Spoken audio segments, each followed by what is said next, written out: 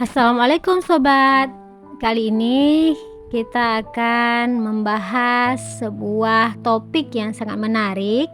Ini ada sharing atau keluhan dari teman-teman dan sobat Umi Moli di luar sana. Terima kasih ya yang sudah mengirimkan sharingnya dan pertanyaan.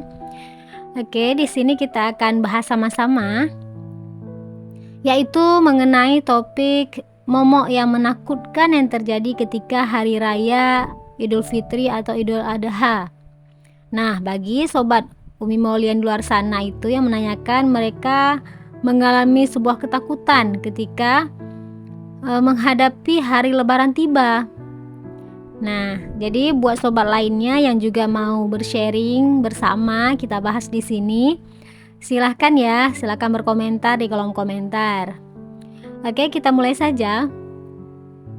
Jadi ada sobat Umi Moli, beliau mengatakan ketika hari berlebaran tiba bukan berarti beliau tidak ingin bertemu dengan sanak saudaranya, apalagi sesekalinya bertemu.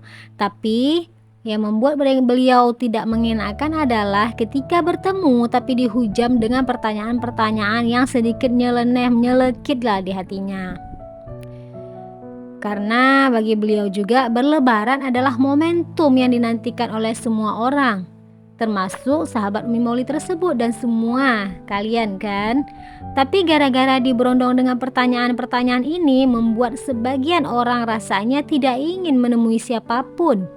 Rasanya lebaran ini kapan ya berakhirnya? Atau ada lagi yang lebih parahnya, beliau mulai memasang senyum-senyum menipu gitu ya. Oke, tenang. Ini ada beberapa tips mungkin bisa membantu ya sobat-sobat dalam menanggapi pertanyaan-pertanyaan yang tidak mengenakan mungkin nantinya. Yang pertama, mulailah ketika kita bertemu dengan saudara kita atau orang lain, mulailah pertanyaan yang basa-basi. Misalnya, enak tidak kuenya? Suka minuman apa? Memang hal ini terkesannya sepele dan basa-basi, tapi yakinlah ini lebih aman bagi siapapun yang kita jumpai dan tidak akan menyakiti perasaan orang. Kemudian, sesuaikan dengan umur untuk menjalin basa-basi tersebut. Nah, kita harus pahami dulu nih tahapan tumbuh kembang atau dalam kata lain, siapa sebetulnya yang kita hadapi. Beda usia, beda pertanyaan yang dilontarkan. Nih misalnya dengan usia pelajar atau tingkat sekolah dasar ya. Jangan tiba-tiba kita tanyakan, kemarin juara tidak? Nah itu kan sebuah pertanyaan yang menghujam ya. Karena untuk anak sekolah dasar pertanyaan-pertanyaan seperti itu kan tentang perasaan, tentang kompeten atau tidaknya. Jadi bisa menyinggung perasaannya juga ya kan. Kemudian jika kita bertemu dengan remaja, jangan sesekali menanyakan masalah geng atau pacar. Itu adalah isu sensitif bagi kelompok usia mereka. Sebaiknya tanyalah hal yang lebih netral. Misalnya, wah hebat ya, udah remaja tapi masih mau ikut orang tuanya bersilaturahim ke rumah saudara. Nah itu kan lebih aman kita tanyakan. Kemudian kalau untuk usia dewasa muda bagaimana?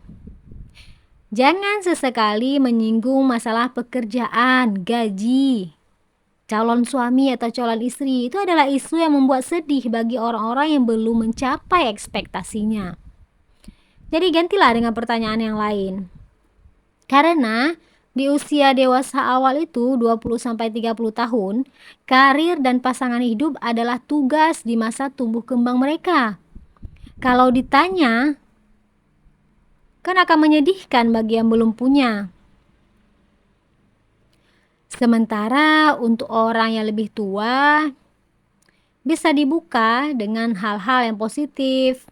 Kita tanyakan misalkan tentang kondisi badannya yang sehat atau penampilannya yang awet muda. Jadi jangan tanyakan hal-hal yang membuat orang lain tersinggung. Nah, tapi bagaimana ya kalau kita yang justru ditanya pertanyaan yang menyakitkan itu? Nah, bagaimana nih menanggapinya? Nih ada tipsnya ya, cara terbaik nih cara menjawab pertanyaannya adalah tersenyum. Nah itu untuk menjaga sopan santun juga, atau menjawab dengan sejujurnya.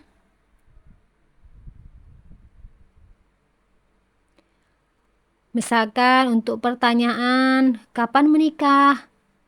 Misalnya kita bisa jawab, belum ada rencana, atau masih fokus kuliah, atau masih fokus kerja, atau jawab saja belum tahu, atau inginnya tahun depan kalau bertemu dengan orang yang sesuai harapan gitu. Jadi hindarilah menghakimi orang lain ketika bertanya.